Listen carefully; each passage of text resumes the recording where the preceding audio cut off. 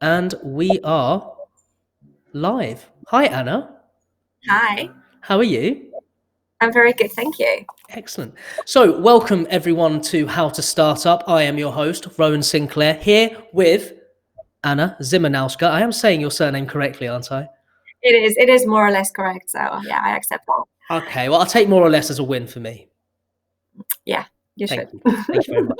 Now, Anna is the CEO and founder of Fighter Shots, which is essentially a superfood nutrient shot drink, which is especially intended to boost your immunity, especially during these troubling times. Is that pretty much? Mm, Is that pretty much right? Is that what Fighter Shots are It's essentially a is? very good pitch. Yeah. I always say these are ginger-based health shots, but your pitch was really good, phenomenal. So thank you. Really? Okay, I'll take it. I'll take it. Ginger-based health shots. Okay, fair enough. And so, in essence, you have a variety of different shots. You've got ginger and turmeric. Do you have ginger and charcoal as well? I used to have, yeah, I was doing lots of testing of the product. And so in the year that, I've been trading, we had like different ideas. But for now, for different reasons, which I can discuss later, we have decided to, for now, produce 3 SKUs. So 3. No, that's fair enough. And obviously, keeping it down to 3 SKUs, primarily testing the market as well as obviously managing your stock levels. Yes. Otherwise, there is too much complexity in terms of supply chain, in terms of also, it's confusing customers. I realize the more kind of you offer, the more confused are people. What should they take? Whereas if you just have 3 products, it's kind of, optimizing the shopping basket. And also these are products that myself I like the most, and I believe they add the most value to everyday's life. So that's why there are 3 for now. Okay, and in which way do they add value to your everyday life? It's just ginger, is a ingredient that you should be taking every day. So basically, it's helping your immune system, and immune system is, something that you need every day. Whereas when we think about charcoal, when we talk about charcoal, charcoal is actually an ingredient that is good for detoxification. So basically, after your night out, or after you've eaten something that was like very heavy on your stomach, it's good to take charcoal shot because it is absorbing the nasties. But I don't think it's something you should be taking every day, or at least that is as just recommended as ginger, because ginger doesn't really have, like, again, there's always some side effects, but ginger doesn't really have any side effects for a healthy person.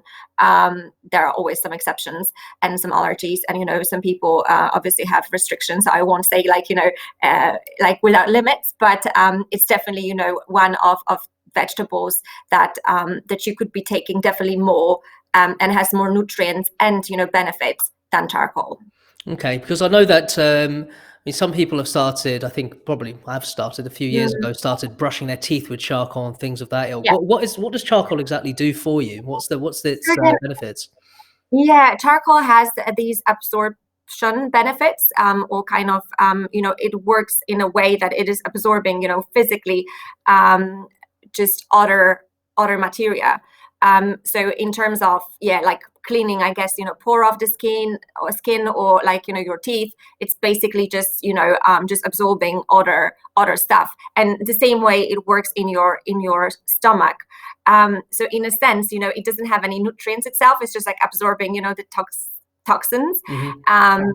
And this is just like you can't just really compare it. It's just like a different work that this is doing. Whereas ginger has my ginger shots, not only ginger but also lemon honey, have benefits that are antibacterial, anti-inflammatory, and just like are full of vitamins and nutrients that your body needs. So it's kind of the opposite. It's kind of giving you the nutrients, whereas charcoal is just absorbing the bad stuff in that sense, or everything. It's not really just bad, like, because it's not like an intelligent, right, molecule. It's just like taking anything that it has at the same time that is being taken in, and is in your stomach, which means sometimes if you actually take also vitamins or like good stuff, or other medicine, with charcoal, it also will be like, prevented, to be absorbed by your body. So in that sense, you shouldn't be also mixing it with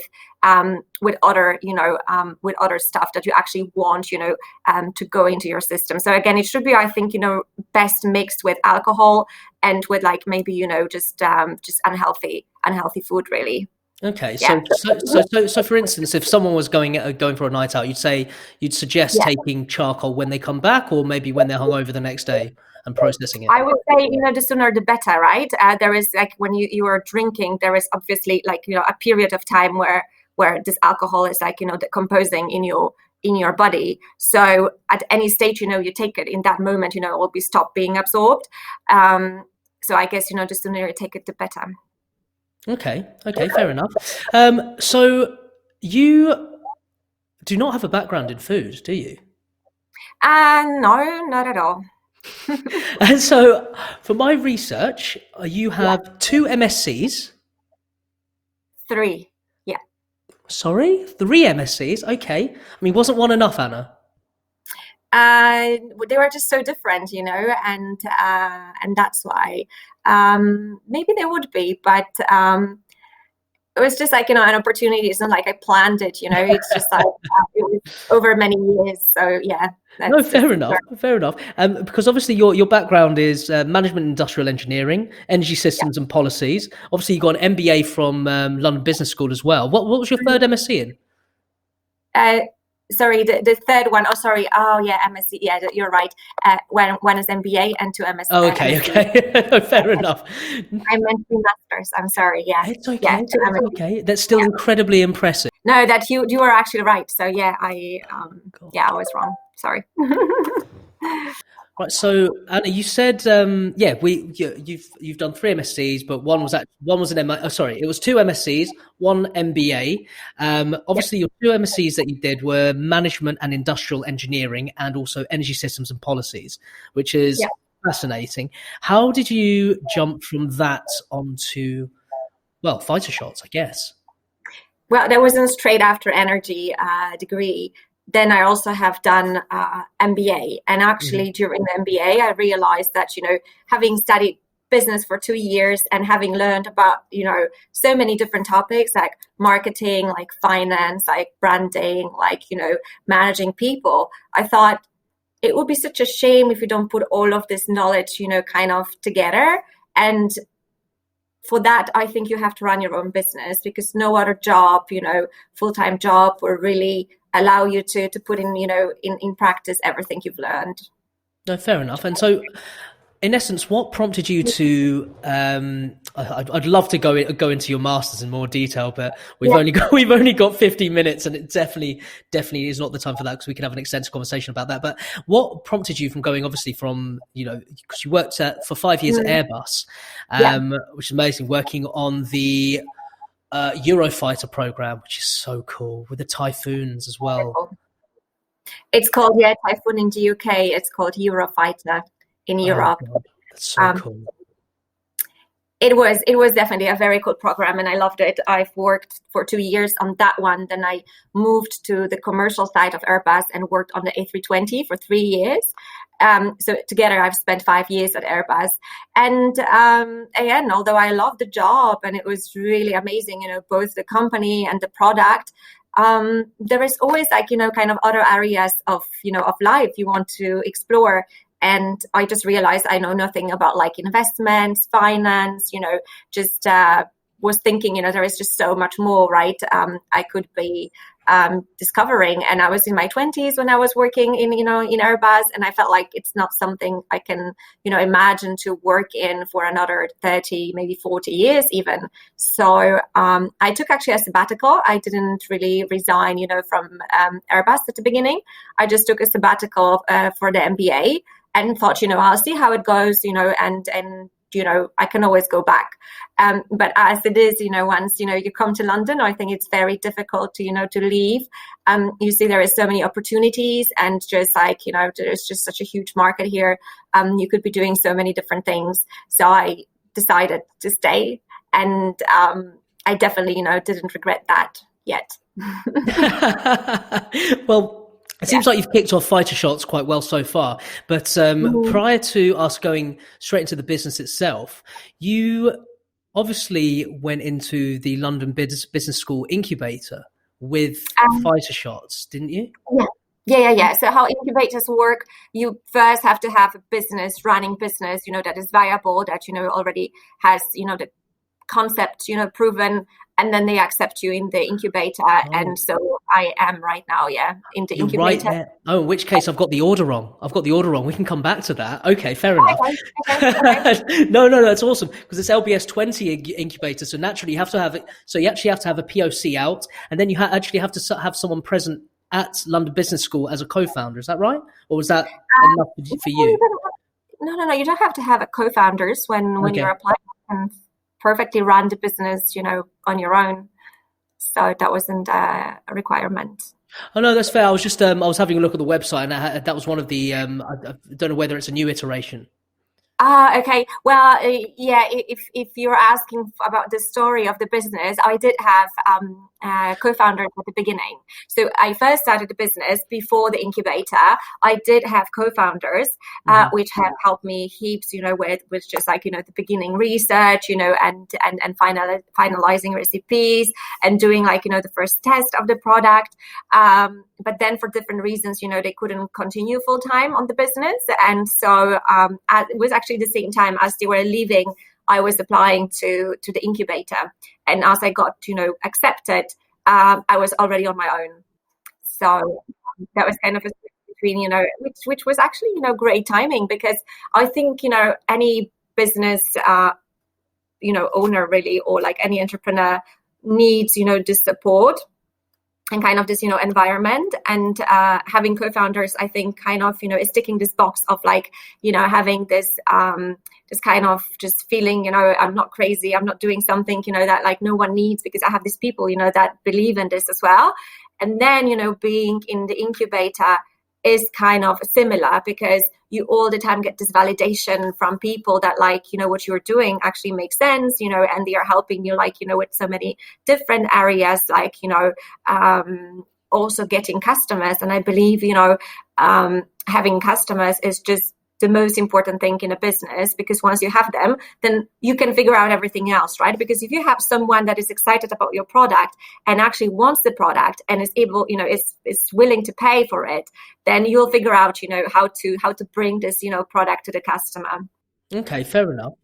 That was for me the most important, really. Okay, excellent. And so I read your I've read the website and obviously your story, and it all started when you were working in Switzerland, feeling quite under the weather, and everyone else was taking ginger booster shots, and that's obviously where you got the idea from. So how did you find translating that idea to the British market? Well, it wasn't, that complicated really, because it's a pretty straightforward product. It's not like, rocket science. I just literally, was preparing, the shots myself. And I just realized, that I could imagine, where I could be selling them. And so basically I was thinking, I could start selling to offices. And like in my head, I've done like quick calculations. I thought like, how many do I need, to sell so that like, it pays my salary. I kind of, just like run quickly through margins and, and through the units. It was very, very simple. And I thought, well, I'll try, could be exciting. If anything, I'll just learn something. And this is how it started. Okay. Yeah, basically with kind of having an idea where to sell. How did you decide on where you were going to set it up? How did I decide it? How am I going to set it up? So basically, it's not like one, just, I guess, answer to that. There is so many so many parts, to it, because first of all, you need to have a product that is financially viable. So basically, I had to do a lot of research, find a factory, find suppliers, and do all the costing and see actually, am I able to, to produce this product at a price that makes sense? And the second part to it is obviously finding customers and other channels, where you'll be selling the product.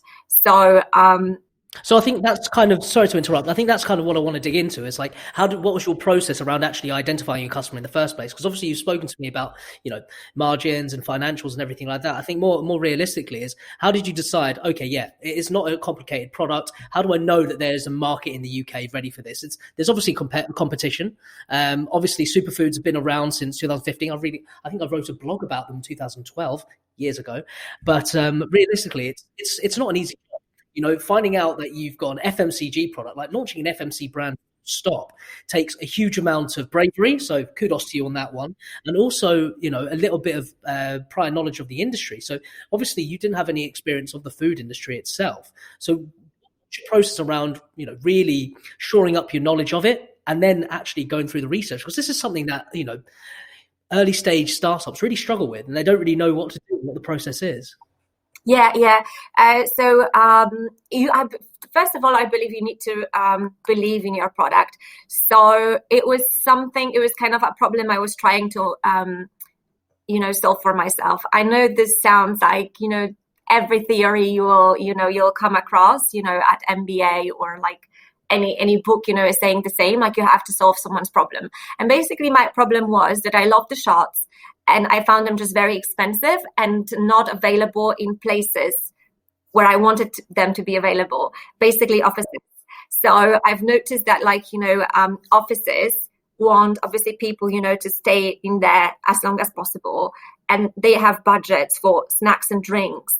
But often, these snacks and drinks are like, cans of Coke, or like, some crisps, sometimes like, some the energy bars, but often, they are full of sugar.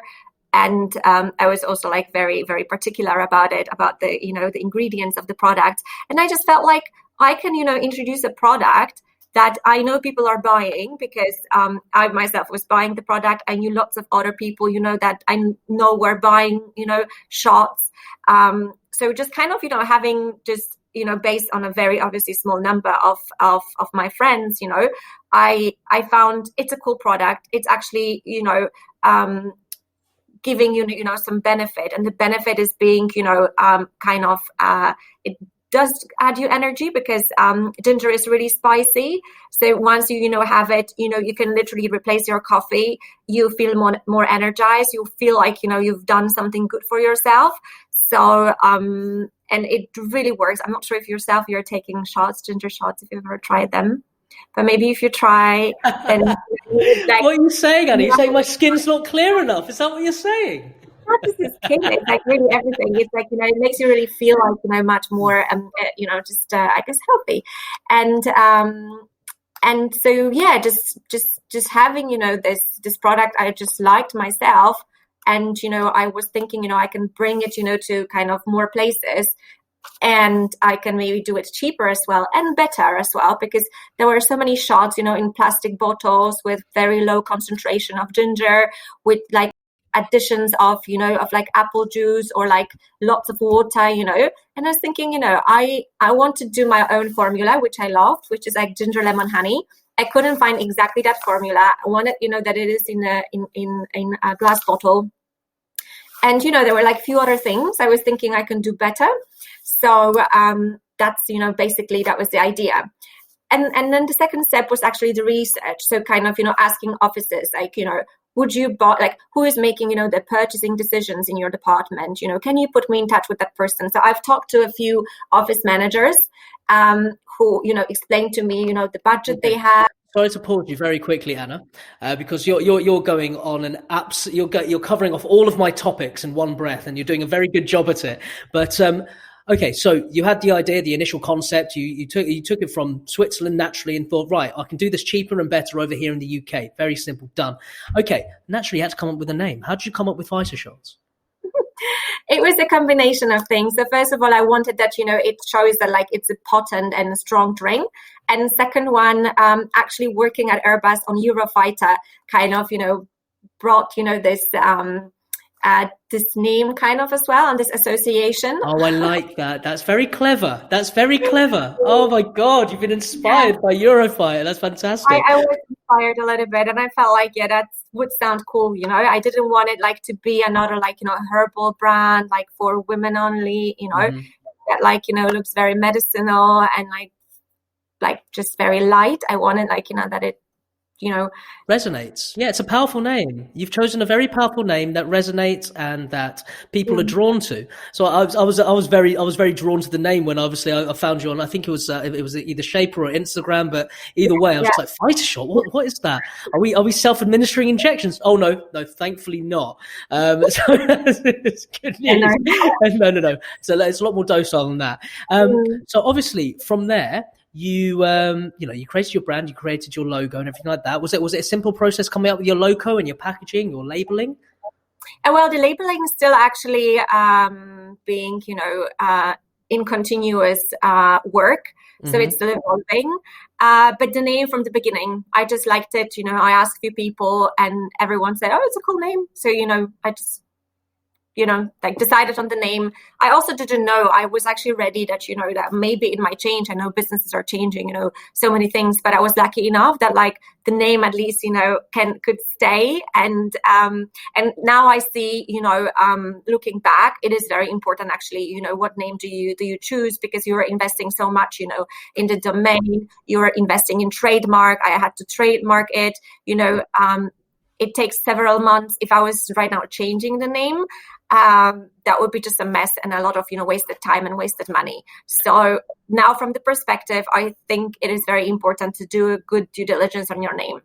I think that's absolutely correct, especially from the perspective of product development. When you're coming up with an FMCG product, you need something that's going to resonate, and you can't, because it's so reliant on obviously people seeing it in store, points of sale, website, social media, touch points, every single customer touch point possible. You have to make sure that even if it's only like a handful of people, like, I don't know, 5 to 10,000 people, that's 5 to 10,000 people that have already seen your brand and you already have positioning in their mind with that specific logo and name. So it's good that you've come up with that one. It's very smart. So from there, obviously you decided to not go for plastic. You're not frozen, are you? You are frozen.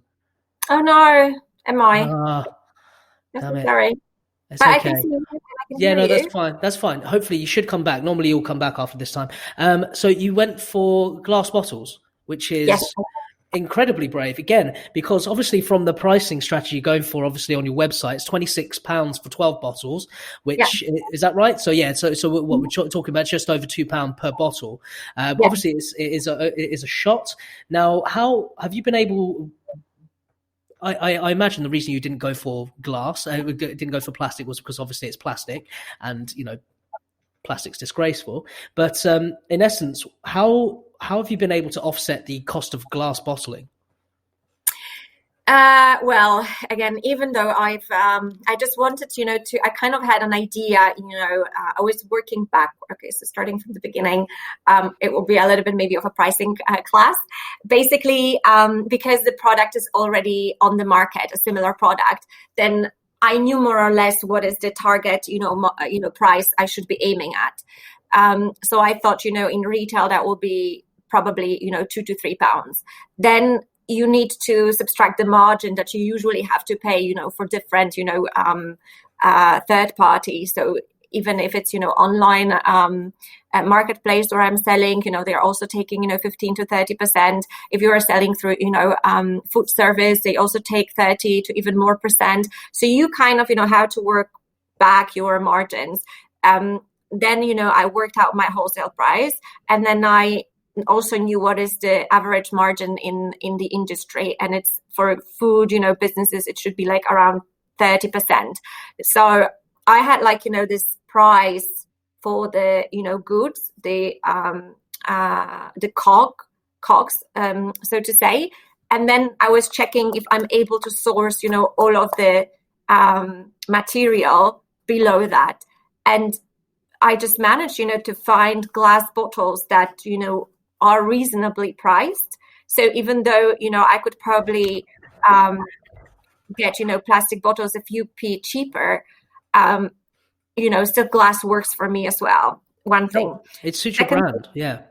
and second, it's not the actually, the glass that the bottle that is the most expensive. It's actually, these are actually ingredients. Ingredients are very, very expensive. Turmeric is crazy expensive. Collagen, which I'm adding in my ginger collagen shot, is very, very expensive. I'm also adding marine collagen, which is like triple the price than bovine, collagen. Yes, so basically there is so many ingredients that are much more expensive than the glass, and I just thought it would be a shame to give such great quality ingredients in just plastic bottles. And again, it just doesn't impact. Of course, I could have them probably a few p cheaper, but it's not killing the business. It's still viable. So I decide to stick to glass, and I do believe that this is also bringing me different kind of customers. Another problem is actually the breakage of glass.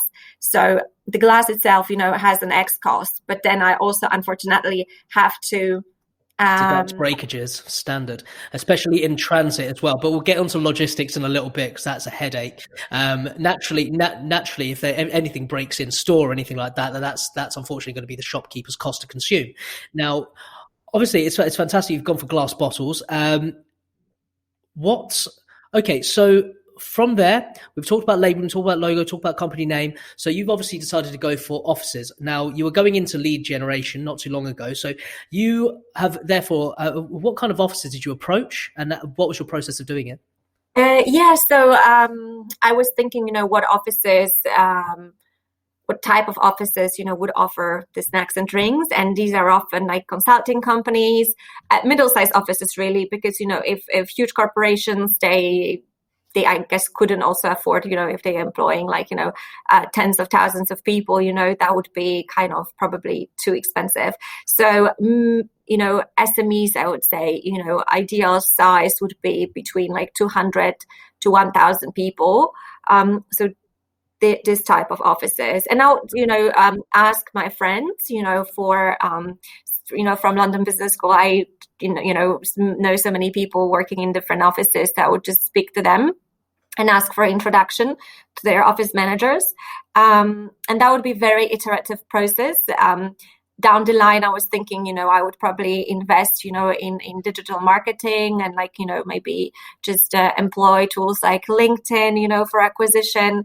But to be honest, I didn't even like have kind of enough time to concentrate on offices, because at the same time I realized there is so many other channels, and so I kind of decided to go for the low-hanging fruit.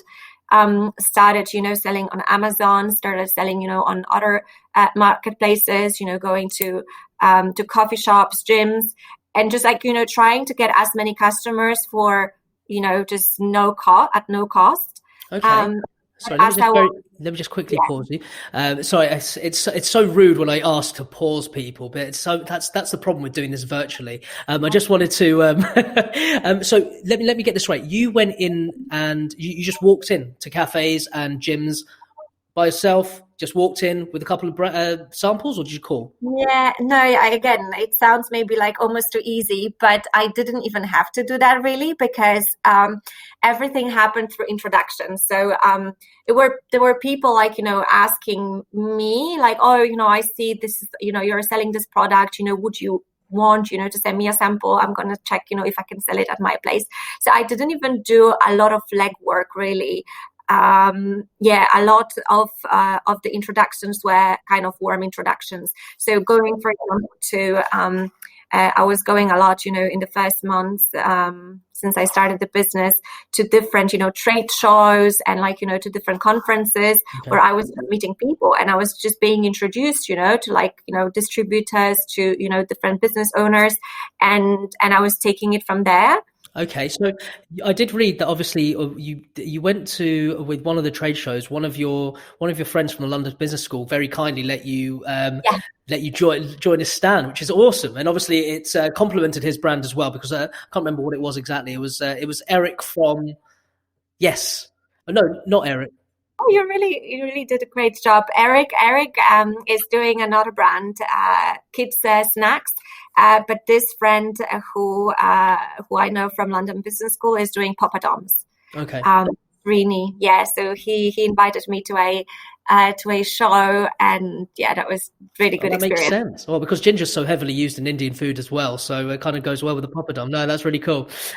So naturally, it's just been a case of you utilizing your existing network from both the London Business School and obviously anyone else that you meet at trade shows, etc., and then be able to go in that way. So you haven't done any cold calling or anything like that much. Not yet. I know. I feel like almost I should, right? Because maybe even more.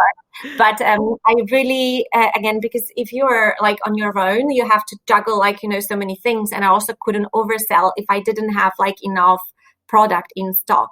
So this was happening also a lot as well. I was getting orders, and I couldn't cover the demand. So I also needed like, to very quickly make sure that, my production is running, seamlessly. Okay. And it took me also some time to find a factory. Let's get onto that in a very, very couple of seconds, because I do want to ask you about that.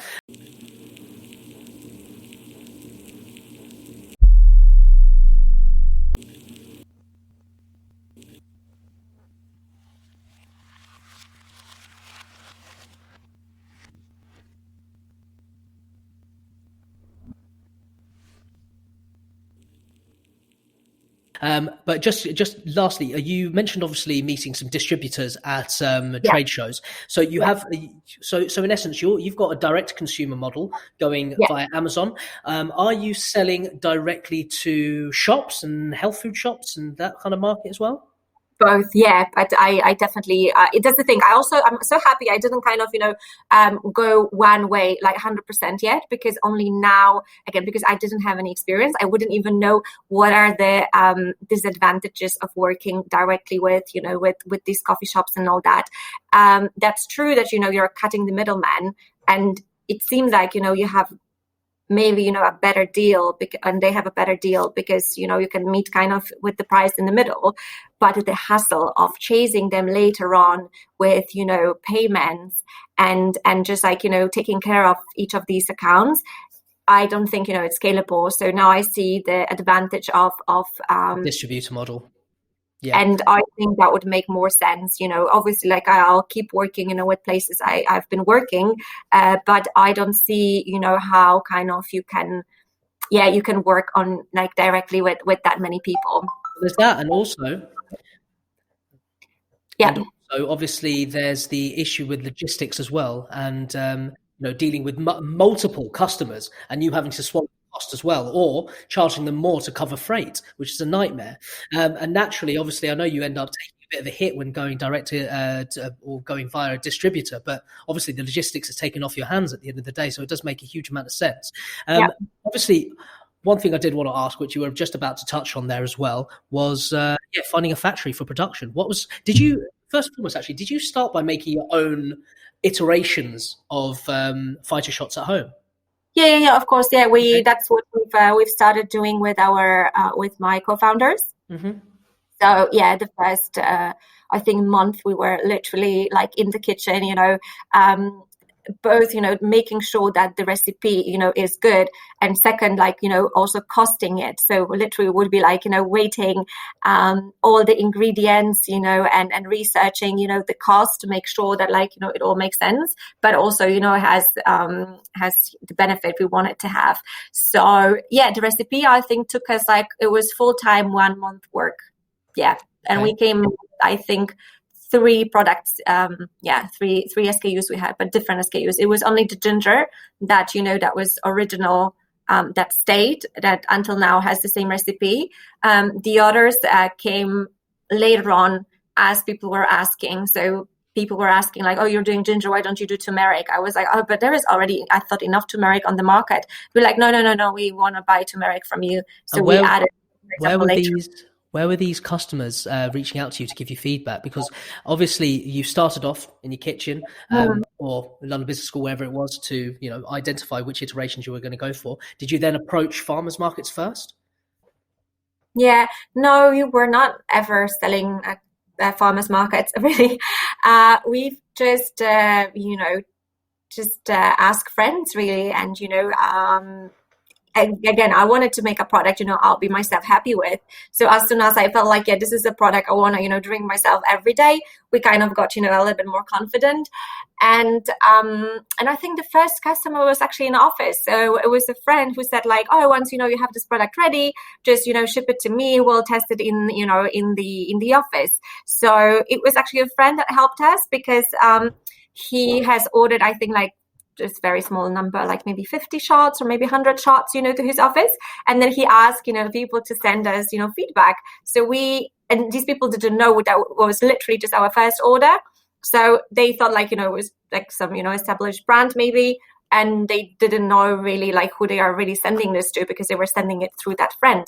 So basically they've given us like feedback, and actually the feedback was pretty good. They were like, some were saying like, yeah, I would buy it, or like, I'd like to have it in my office, whatever.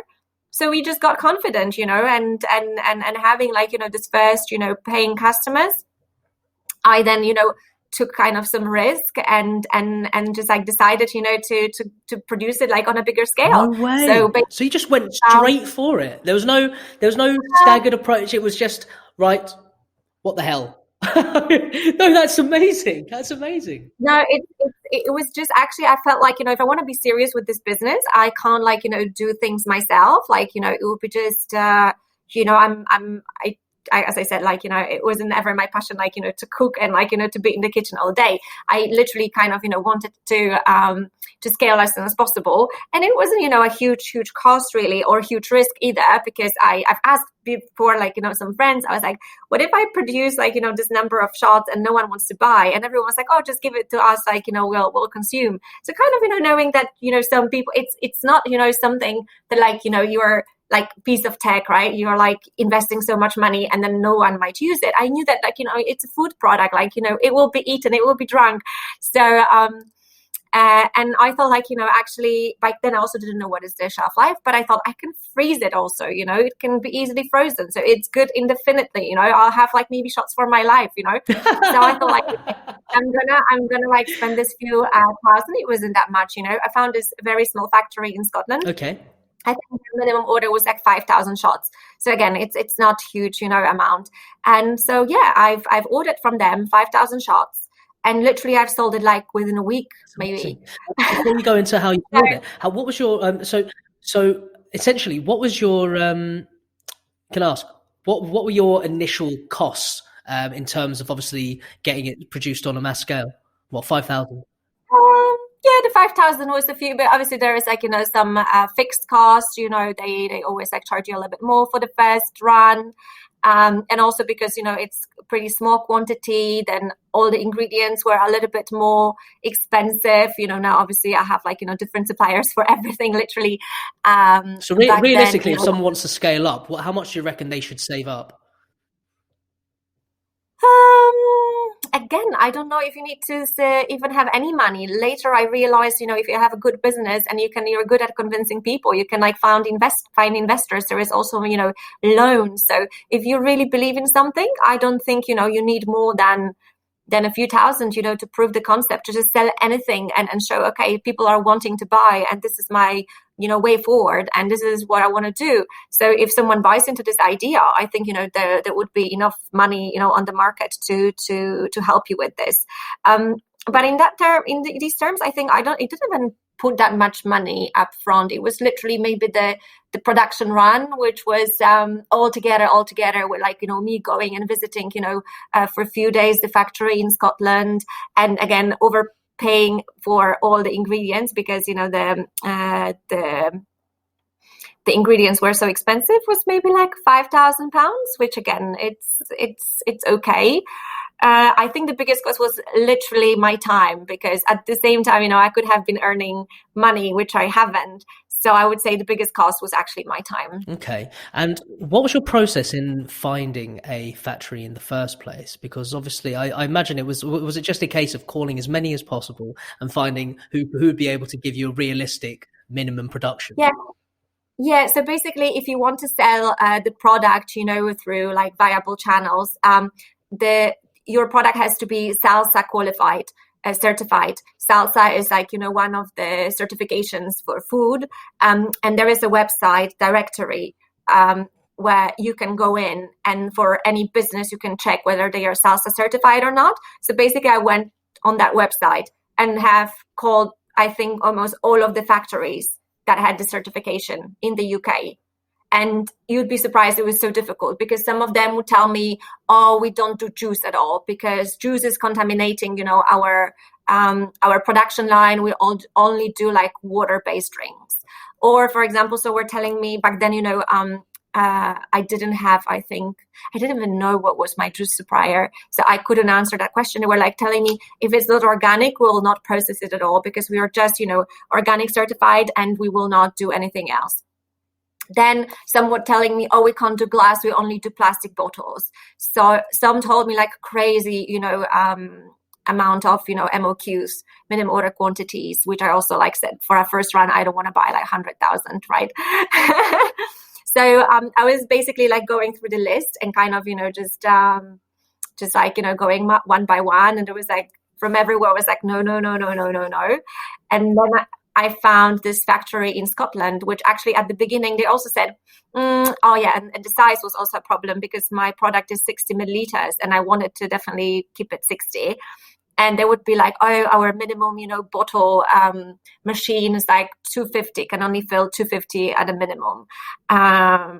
So that was an issue as well. And the factory in Scotland, actually at the beginning, they also told me we might not be able to do this. But then actually they said, okay, we'll try. Because I guess they were also new, and maybe they wanted to try kind of, if this product works, and they might invest in the machinery.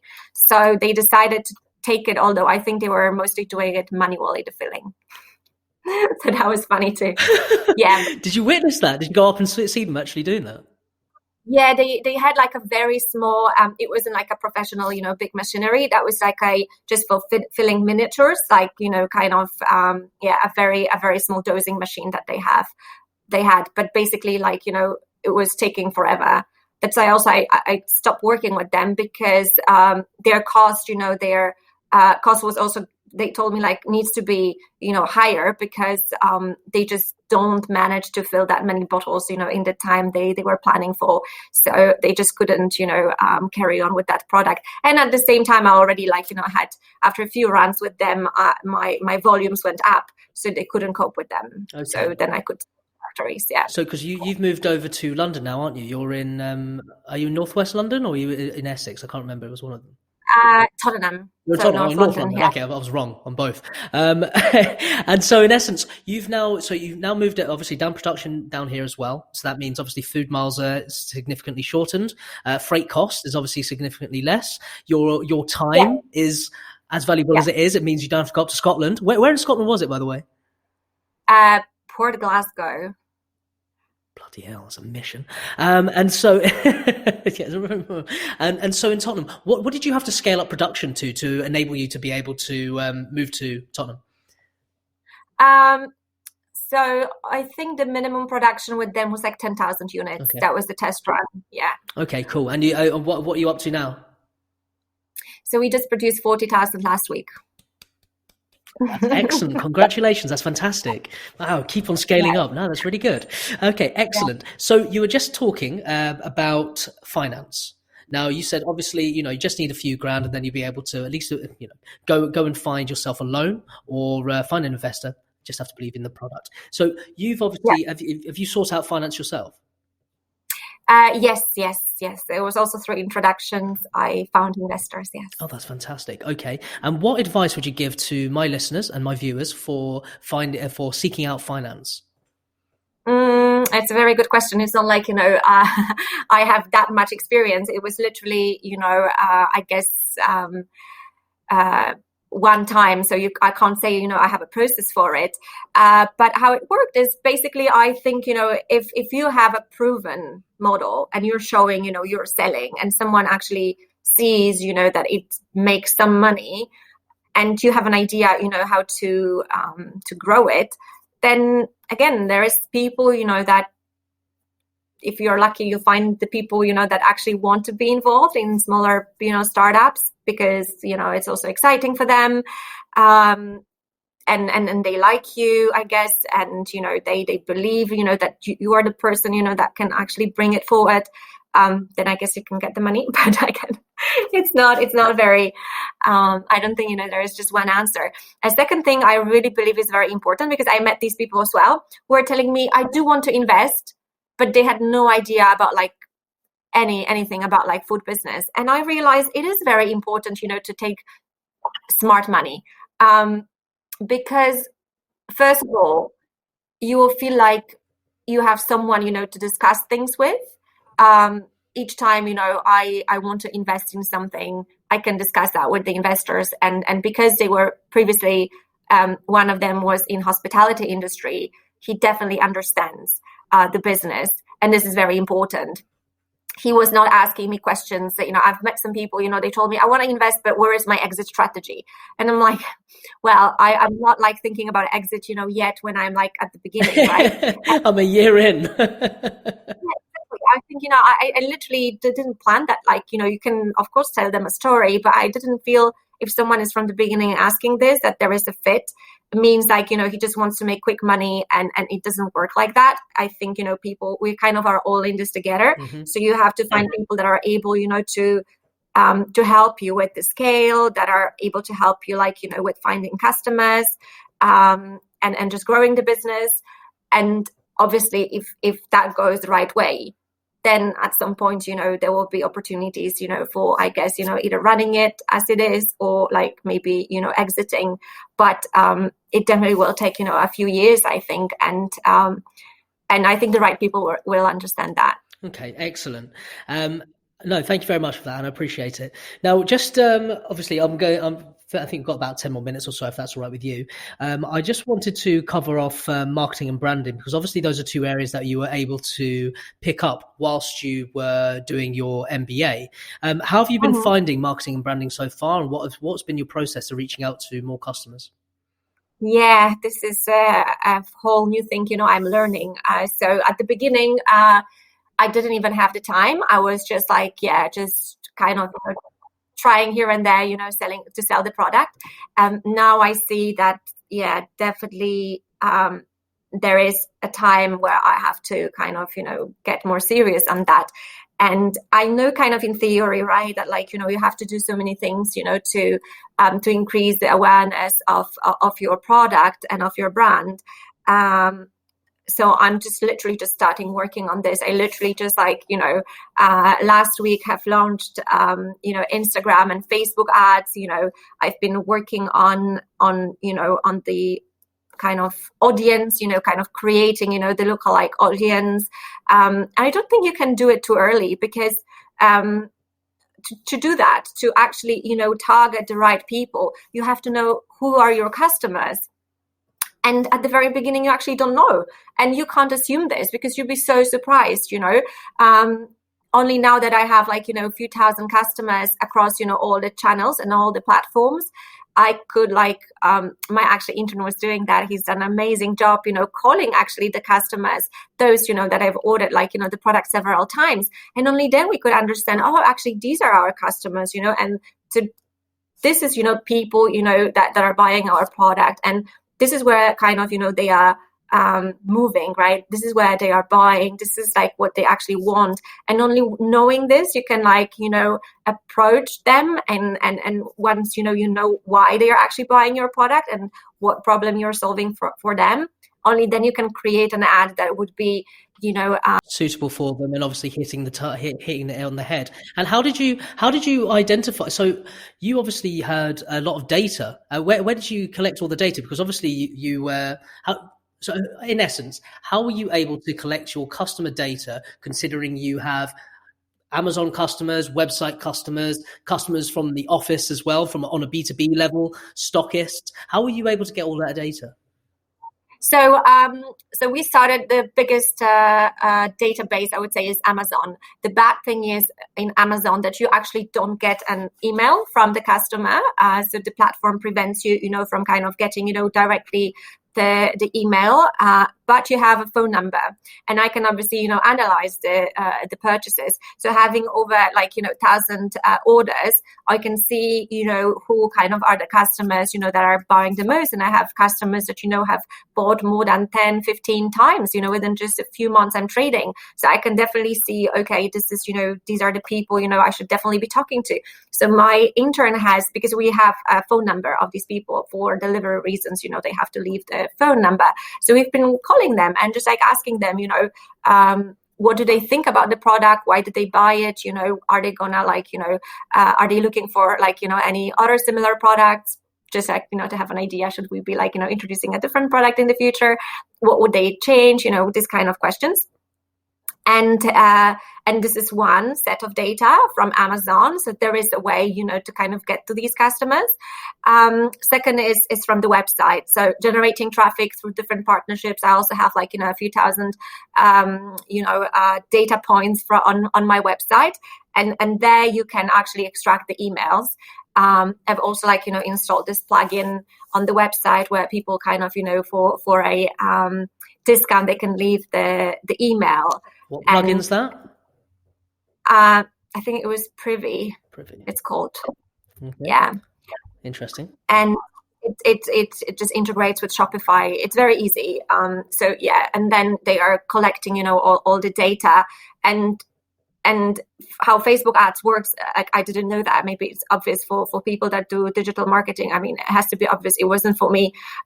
Is that you can actually, when you're generating the ads, they are asking you who do you want to target, and you can upload the list, of your customers, the email list, to the Facebook Business Manager.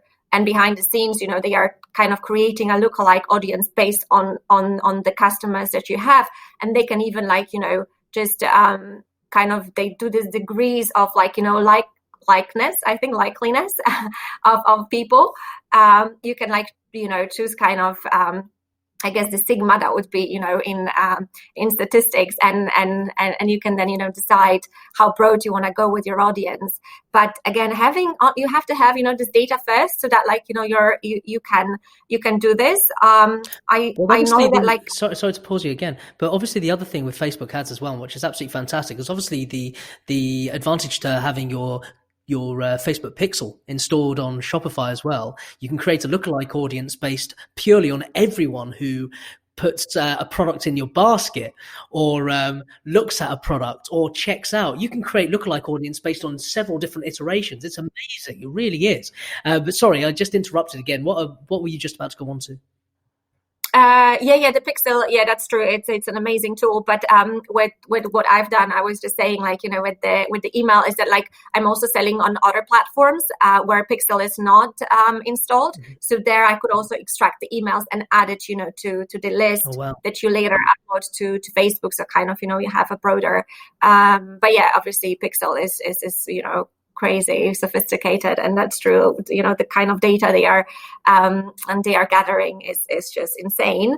But what I was saying about the timing of different things you're doing in a business, sometimes you hear about these companies that within 3 months they of launching, they are raising millions of pounds, and within a year they're already sold, and you feel like maybe I'm doing something wrong because I'm going so slowly, and within a year I'm not as valuable yet. But on the other hand, I think, I don't know, obviously how these people are doing their businesses, but from my perspective, it looks like it has to take the time to grow your audience, to make sure that you're not spending money on digital marketers too early, because what data are they going to work with? I think that would be really useless. At the very beginning, I was actually thinking I need money to immediately pay someone to take care of all that stuff.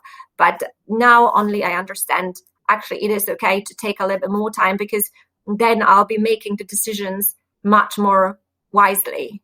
So I guess it's okay, that you take your time until like, you invest in digital marketing. Absolutely. And you don't want to give away too much of your business too early either, especially when you haven't really fulfilled your potential yet either. I mean, you've got 3 SKUs. You haven't expanded into any other areas yet. I mean, there's still international to come, Anna. There's still international to come.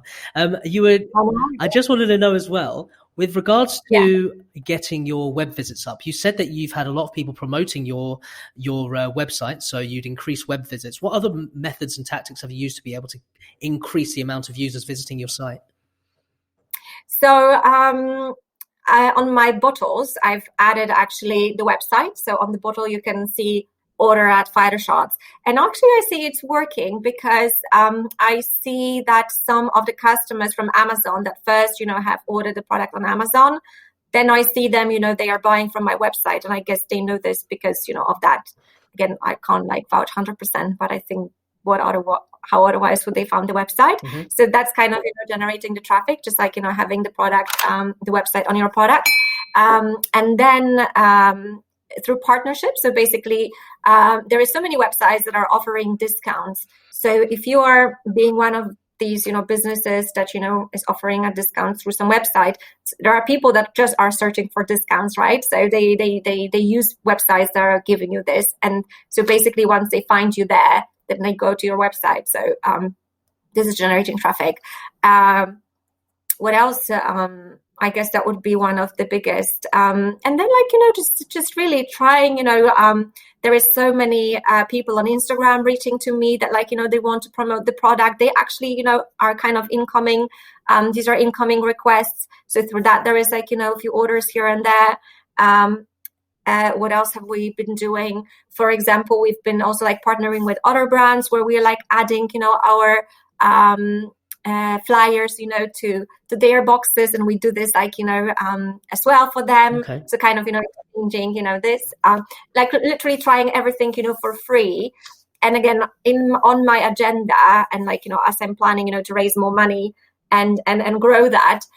There is so many agencies, that can help you with this. There are so many agencies, that can do sampling for you. Like, for example, for a HelloFresh or Deliveroo, you pay them obviously a lot of money, but they can, give you a huge exposure. So there is so many ways, you can grow that.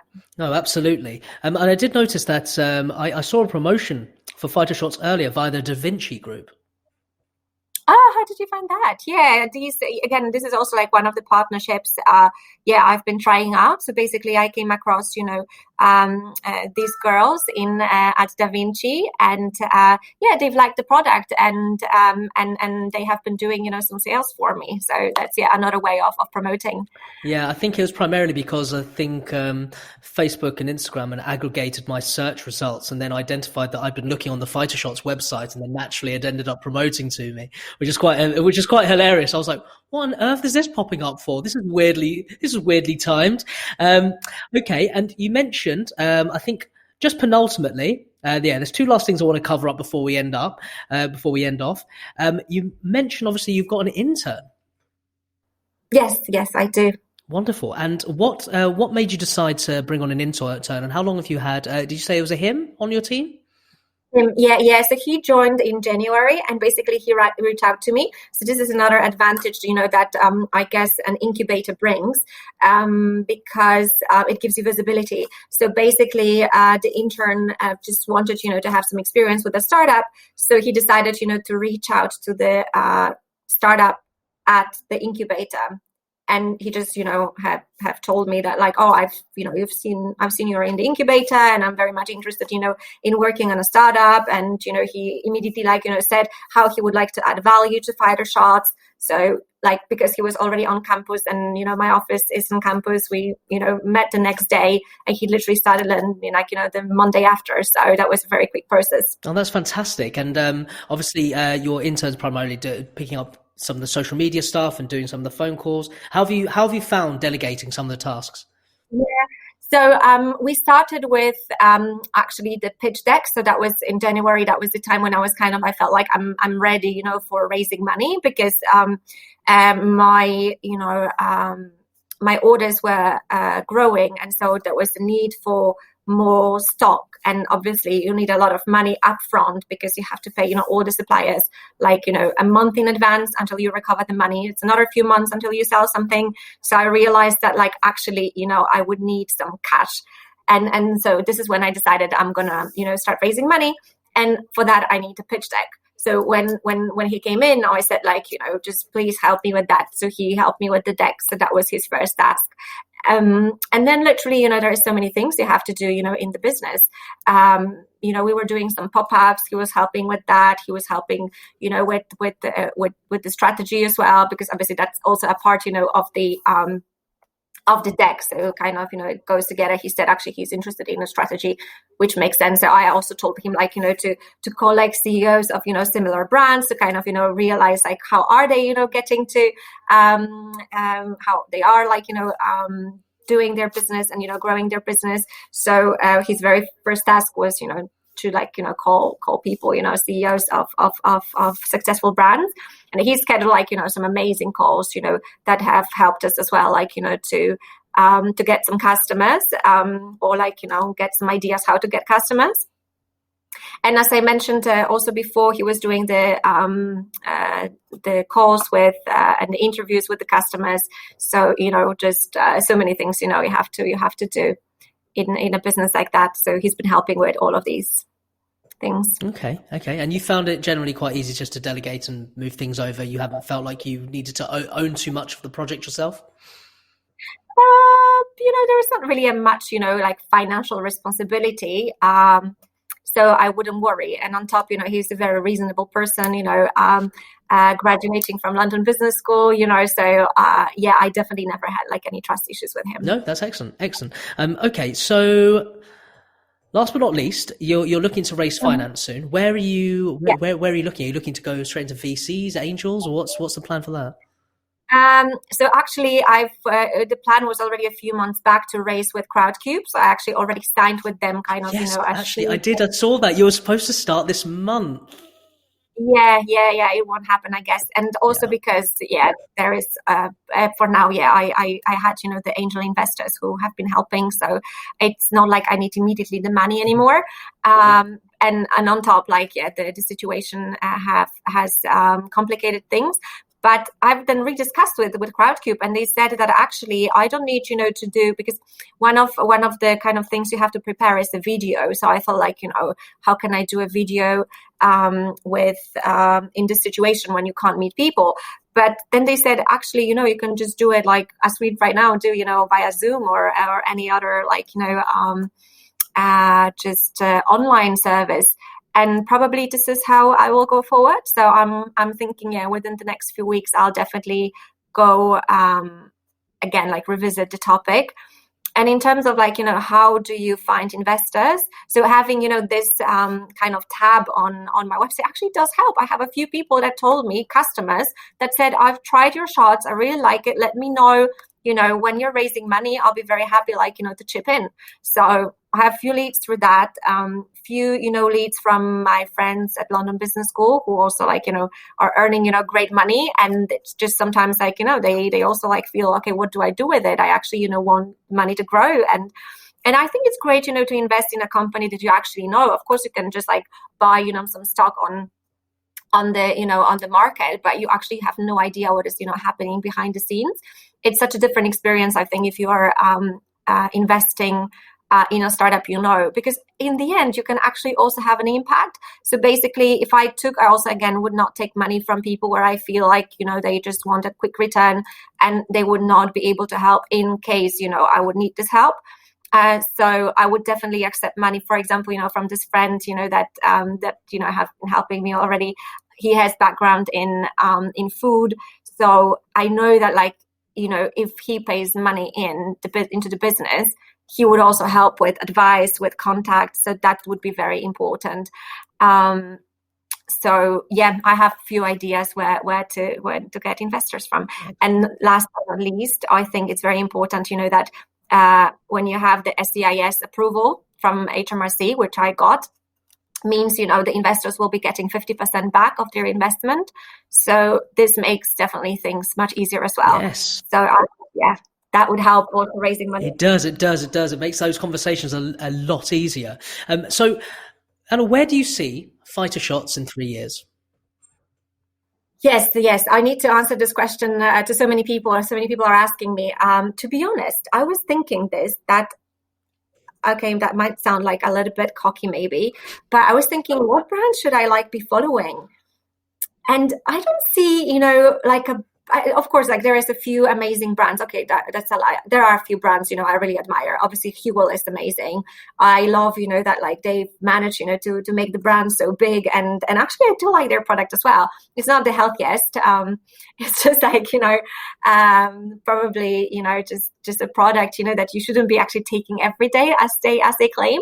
But it's, it's kind of, I treat it like a sin a little bit. And I do like, the idea that for me, it's an emergency product, but their brand is amazing. So maybe, something like Huel. But on the other hand, there is so many other companies, cool startups that I feel like, I could maybe go that way. Literally yesterday, I was thinking, I really admire this, startup Patch. They deliver plans to people. They are directly to consumer brand. Yeah. And these are plans, right? And so there is, I guess, on the surface, not much tech. I believe, their whole digital marketing, it's a very complex business, and the way they are targeting and probably logistics, it's very complicated. But yet, they manage, to grow that quickly, and their brand is great as well. So I'm thinking maybe having a brand like that would be amazing. That's cool. And for Fighter Shots itself, I mean, essentially, could you see yourself perhaps having an umbrella brand over Fighter Shots? Because my only fear was that if you were to go into any other products with the brand name Fighter Shots, it would end up losing that positioning in consumers' minds. I don't worry about this yet. I think, fair enough. Of another product, then I can always think is the name fitting or not, or do I need to change it? But I don't think, I wouldn't draw my strategy, that big yet. I'm trying, first to sell more of the product I already have. And then we'll see. Yeah. Fair enough. Well, on that note, Anna, I'm going to ask you to do 2 things for me very quickly. Number 1, I need you to give me your best pitch. Okay. So you have 10 to 15 seconds. Yeah, your Fighter Shots pitch. You have a product there you could possibly use. Well, ready, steady, go. Yeah. Fighter Shots are ginger-based health shots. I have 3 SKUs. This one is collagen. We also have pure ginger and turmeric ginger. They are great for boosting your immunity, for inflammations, for nausea, for they're just great for everyday as an everyday pickup. So pick me up. Can we do it again? Sorry. Of course we can. All right. Okay. Are you ready? Okay. 3, 2, 1. Fighter Shots are ginger-based health shots. I have 3 SKUs. One of them is ginger collagen. There is also pure ginger and ginger turmeric. And they are great for boosting your immunity. They are good against colds and flus. And for inflammation, so great, after gym, before trainings. I do recommend them. It's hard when it's on the spot. It is hard. No, you did absolutely fine. And one thing that I'm getting all of my guests to do, on your phone, can you do me a favor? Yeah. Turn around and take a selfie with me in the background. Okay. Oh my God. That would be. It's really weird. Yeah, I guess. But we'll try.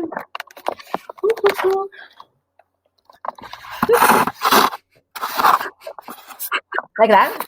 Yeah, I mean, as long as you can see me.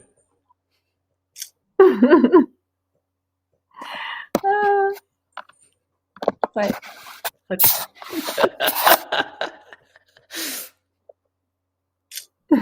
Perfect. Excellent. Anna, it's been an absolute pleasure having you on. I really appreciate it. Had a couple of connectivity issues, but I think we got through it. And fortunately, editing is a very powerful tool. But I might have to include that first pitch in the full version just because it's funny. But it was a real pleasure having you on. I think it's amazing what you've done. I really need to try some of your shots, and that's why if we had done this face to face, you could have brought me samples. But it is what it is. Alas, thank you so much. Is there anything that you'd like to say as a parting speech? Thank you very much for having me, and I'm looking forward to seeing the end work, post production. Hopefully, it will all make sense. I'm sure it will. Again, thank you again, Anna, for joining me, and thank you everyone for watching. Tune in next time. My next guest is, God, I can't even remember. It's an AR app. Anyway, we'll go into that another time. But thank you all so much for watching. Tune in next time for real-time advice.